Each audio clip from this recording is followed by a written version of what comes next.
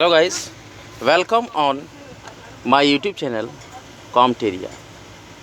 Today we celebrating the World Environment Day, which theme is ecosystem restoration. Now on this important day we will discuss about only environmental science, ecology and biodiversity. So today we will discuss only the topic that environment, ecology and biodiversity. Gradient of biodiversity. उच्च अक्षांश से निम्न अक्षांश की ओर और पर्वतीय क्षेत्रों में ऊपर से नीचे की ओर आने पर प्रजातियों की संख्या में जो अंतर दिखाई देता है उसे जैव विविधता की प्रवणता कहा जाता है। जिन क्षेत्रों में पर्यावरणीय दशाएं जैसे कि विकास की परिस्थितियां अनुकूल होती हैं वहां प्रजातियों की संख्या में अत्यधिक विविधता दिखाई देती है। ये कारण है कि विषुवतरेखीय वर्षावन में अत्यधिक जैव विविधता पाई जाती है। यही कारण है।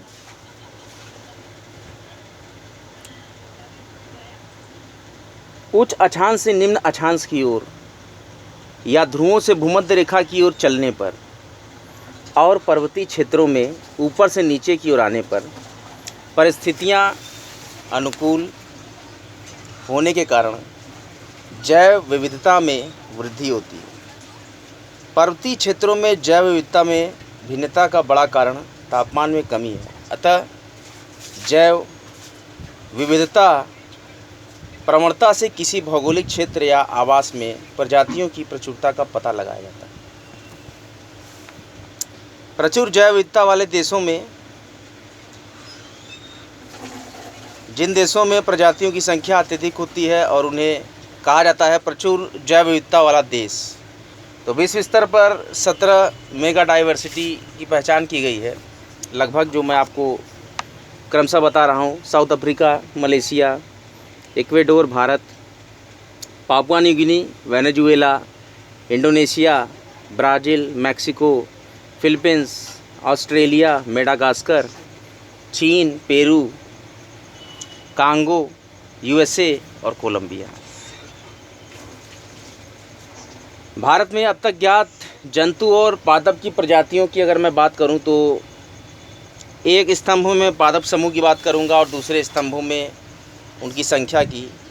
कवक 23,000, आवृतबीजी 17,500, ब्रायोफाइटा 2564, शैवाल 2500, टेरिडोफाइटा 1022, जीवाणु 850,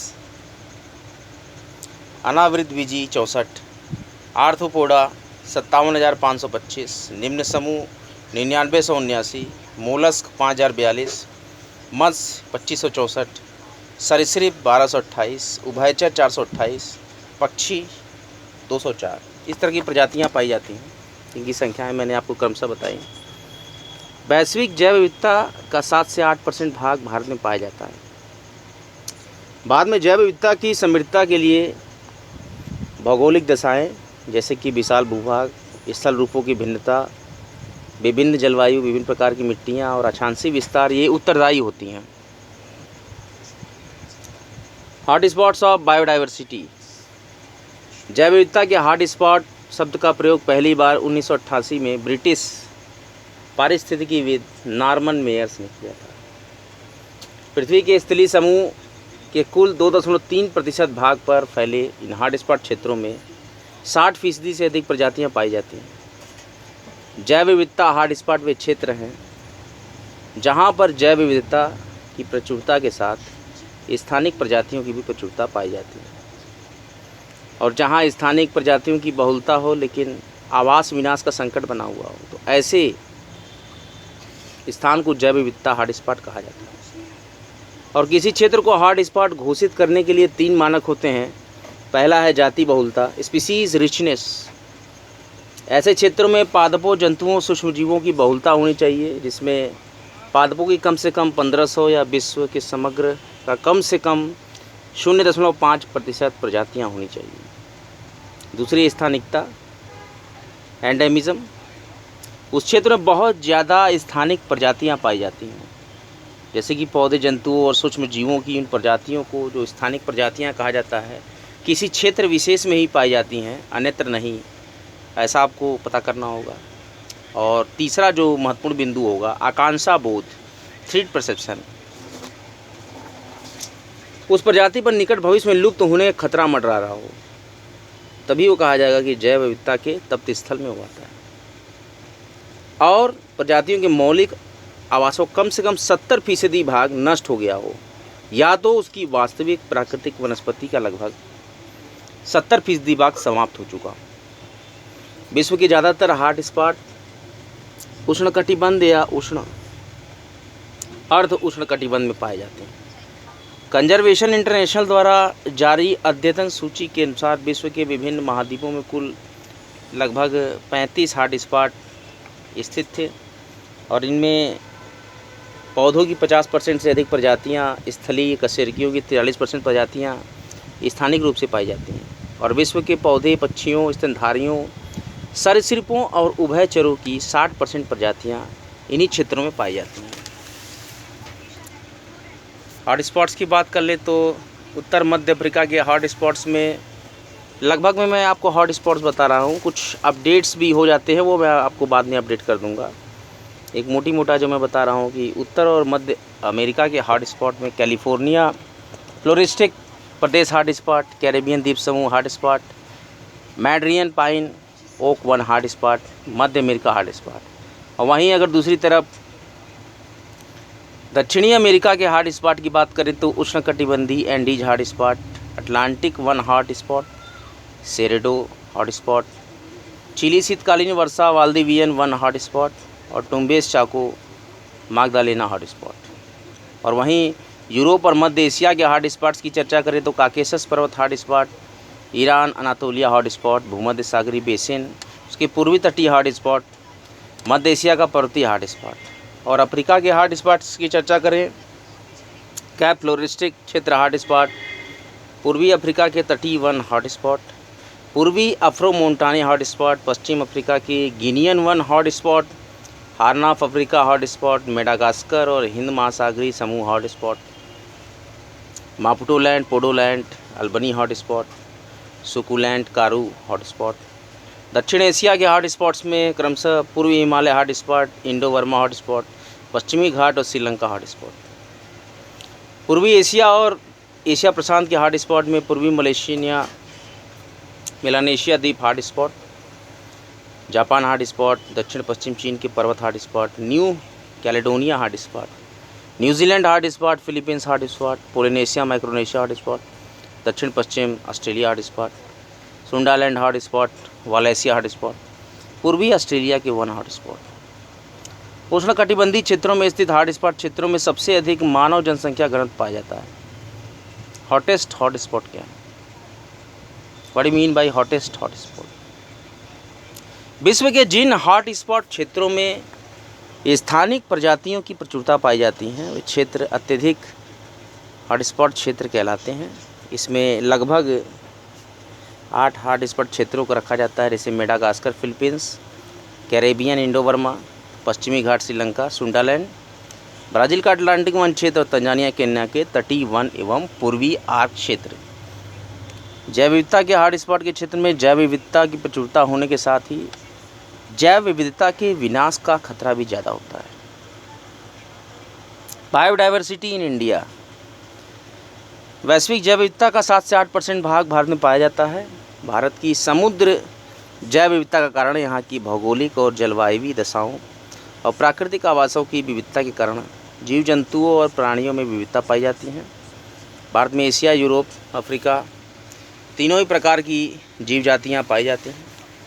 भारतीय उपमहाद्वीप में अफ्रीका का लकड़बग्घा, चिकारा, यूरोपीय भेड़िया, जंगली बकरी, कश्मीरी स्टैग, दक्षिण पूर्वी एशिया के हाथी और गिब्बन आदि पाए जाते हैं। संसार के समस्त ज्ञात पौधों का 17.4%, जंतु प्रजाति का 7.5% भाग यहाँ पाया जाता है। भारत के उत्तरी पूर्वी राज्यों में ज़्यादा जैव विविधता पाई जाती है और पूर्वोत्तर के राज्यों को जैव विविधता का द्वार कहा जा सकता है। पूर्वोत्तर के राज्यों में काफ़ी जैव विविधता स्थल पाए जाते हैं, इसलिए उनको जैव विविधता का द्वार कहते हैं।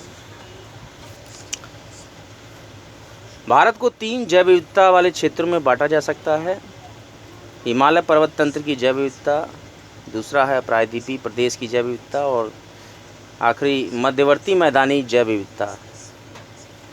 भारत में सर्वाधिक जैव विविधता पाई जाती है जो कि है केरल में स्थित है। आप गेस कर सकते हैं, शांत घाटी जिसको बोलते हैं। तो भारत में सबसे ज़्यादा जैव विविधता स्थल केरल की शांत घाटी,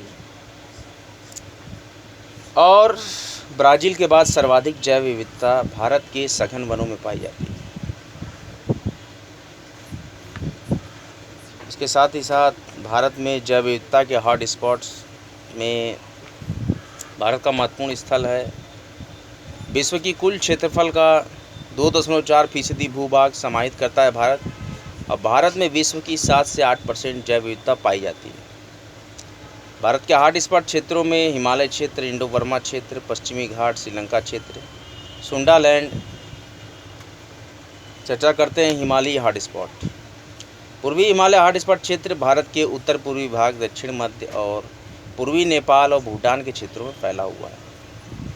यह हॉट स्पॉट क्षेत्र जैव विविधता की दृष्टि से बहुत संपन्न है। अत्यधिक वर्षा के कारण यहाँ सदाबहार वन पाए जाते हैं। वर्षा और तापमान की दृष्टि से अनुकूल परिस्थितियाँ होने के कारण यहाँ पर जीव जंतुओं, वृक्षों और वनस्पतियों की स्थानिक प्रजातियों की प्रचुरता पाई जाती है हिमालयी हॉट स्पॉट में। अगले हॉट स्पॉट की चर्चा कर लेते हैं, पश्चिमी घाट और श्रीलंका हॉट स्पॉट। ये दक्षिणी पश्चिमी भारत और श्रीलंका के दक्षिण पश्चिम के उच्च भूमि क्षेत्र तक फैला हुआ है। भारत के पश्चिमी घाट में ज़्यादातर पर्वतीय क्षेत्र है और यहाँ पर अत्यधिक वर्षा के कारण वर्षा वन और आर्द्र पर्णपाती वन पाए जाते हैं। 1 जुलाई 2012 को इसे विश्व विरासत स्थल घोषित किया गया।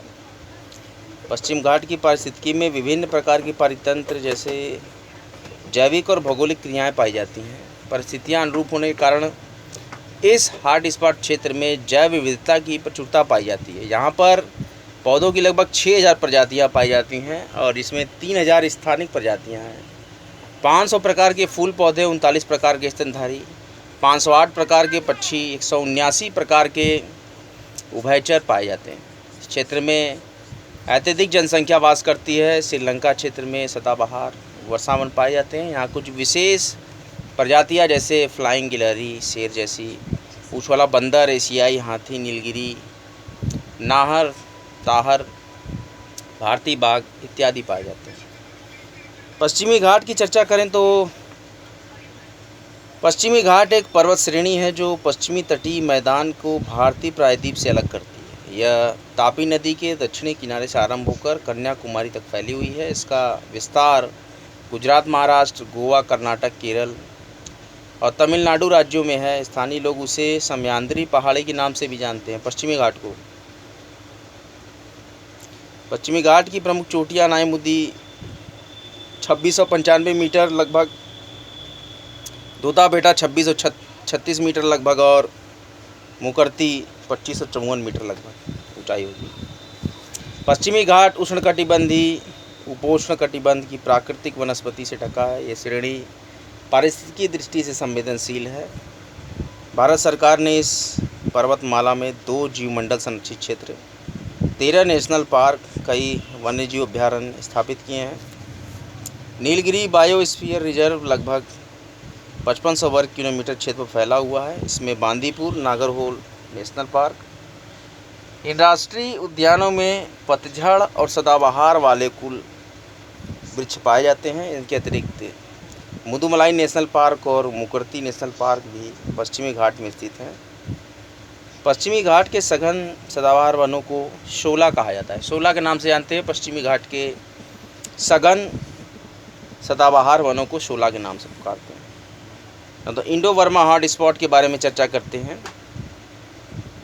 पूर्वी बांग्लादेश से मलेशिया तक फैला हुआ है। भारत के उत्तर पूर्वी क्षेत्र, असम, अंडमान द्वीप समूह, म्यांमार, दक्षिण चीन के यूनान क्षेत्र, लाओस, कंबोडिया, वियतनाम, थाईलैंड के क्षेत्रों में विस्तृत है। यह हॉट स्पॉट क्षेत्र अत्यधिक वन क्षेत्रों से घिरा है, लेकिन पर्यावरण असंतुलन और मानव द्वारा अतिक्रमण के कारण ये वन क्षेत्र सिकुड़ रहे हैं।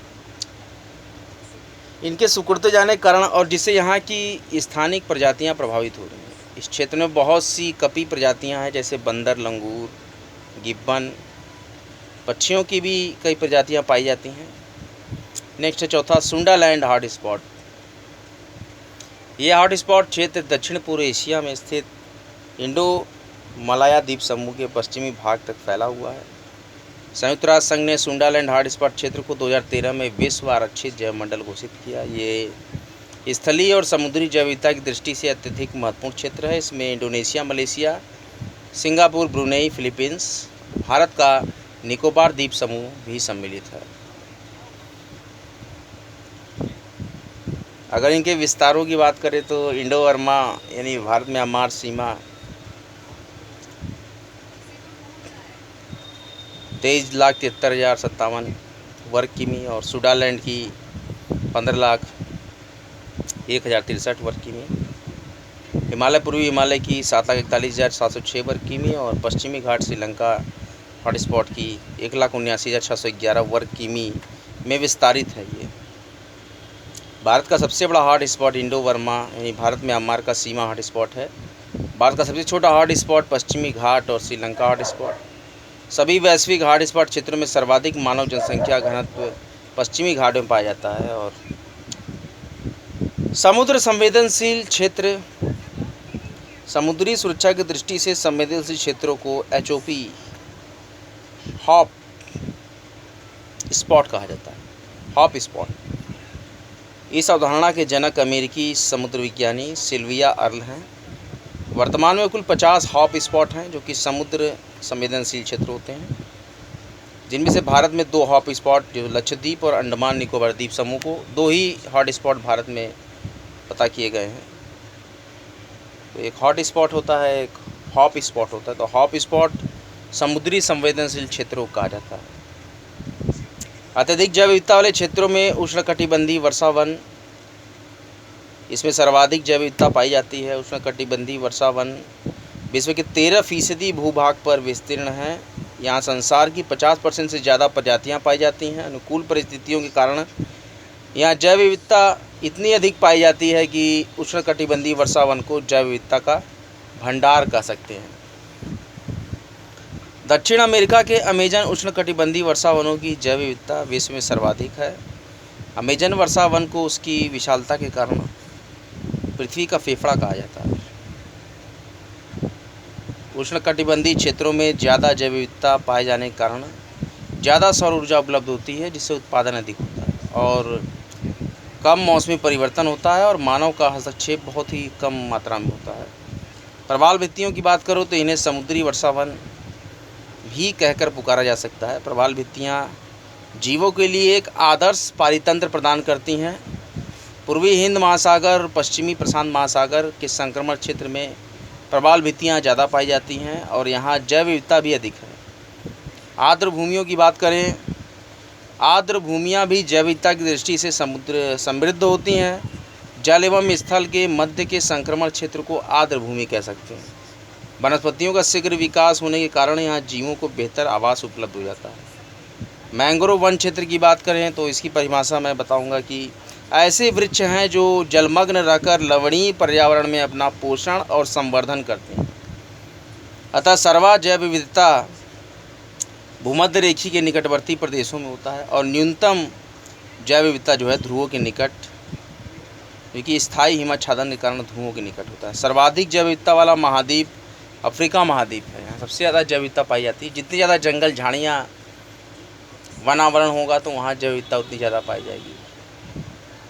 वैश्विक जैव विविधता के बारे में चर्चा करते हैं। उष्णकटिबंधीय क्षेत्र अत्यधिक जैव विविधता वाला क्षेत्र है और प्रवाल भित्ति क्षेत्र जो है अत्यधिक जैव विविधता वाला क्षेत्र है।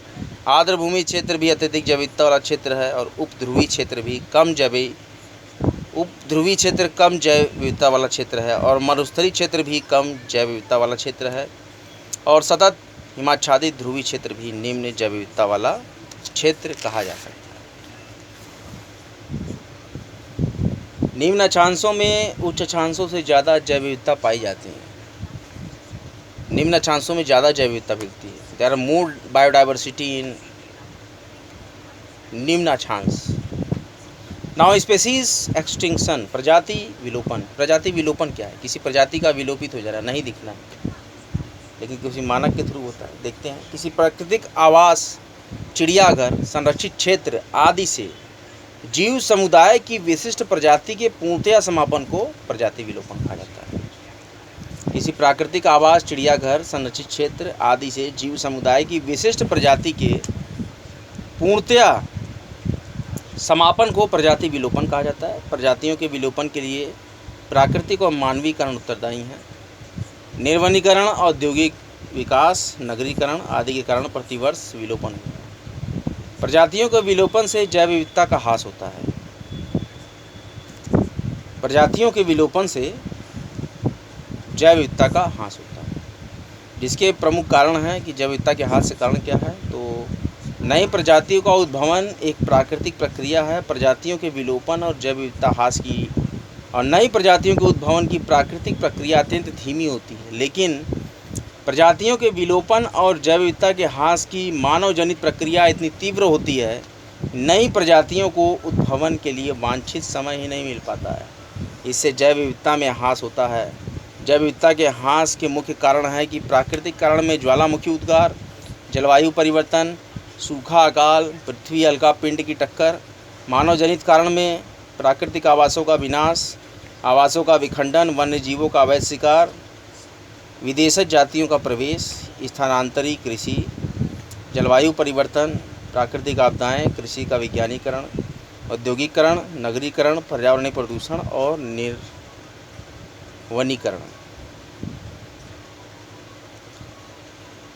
आज का लेक्चर यहीं तक। अगले लेक्चर में मैं आपको पढ़ाऊंगा प्राकृतिक संरक्षण के लिए अंतर्राष्ट्रीय संघ IUCN, international union for conservation of nature and natural resources. Now red data book के बारे में बताऊंगा, IUCN की लाल सूची की श्रेणियां। इसके साथ ही साथ मैं आपको बताऊंगा इंडेंजर्ड स्पीसीज ऑफ इंडिया, और उसके बाद संकटापन्न प्रजातियों के बारे में, और बहुत ही रोमांचक चीज़ों के बारे में मैं चर्चा करूंगा। कॉम्प्टेरिया पर निरंतर पर्यावरण पारिस्थितिकी और जैव विविधता के बहुत ही आकर्षक लेक्चर्स आते रहेंगे। लेक्चर्स का लाभ लेते रहें। लेक्चर्स को ज़्यादा से ज़्यादा लोगों तक शेयर करें। चैनल को लाइक करें, सब्सक्राइब करें और बेल आइकन को जरूर प्रेस कर दें। आज विश्व पर्यावरण दिवस पर हर व्यक्ति संकल्प ले कि वृक्ष का संरक्षण करेंगे, एक वृक्ष को ज़रूर लगाएंगे, एक पौधा लगाएंगे। पर्यावरण को ऑक्सीजन रिच करना है। ज़्यादा से ज़्यादा ऑक्सीजन पर्यावरण में आएगी जब हम ज़्यादा से ज़्यादा प्लांट लगाएंगे, और इसी तरह से पर्यावरण को संरक्षित करेंगे, हरा भरा करेंगे, और कॉम्प्टेरिया लेक्चर्स को बराबर देखते रहेंगे। ज़्यादा से ज़्यादा लोगों तक शेयर करेंगे। चैनल को देखने के लिए आपका बहुत बहुत धन्यवाद। हर हर महादेव।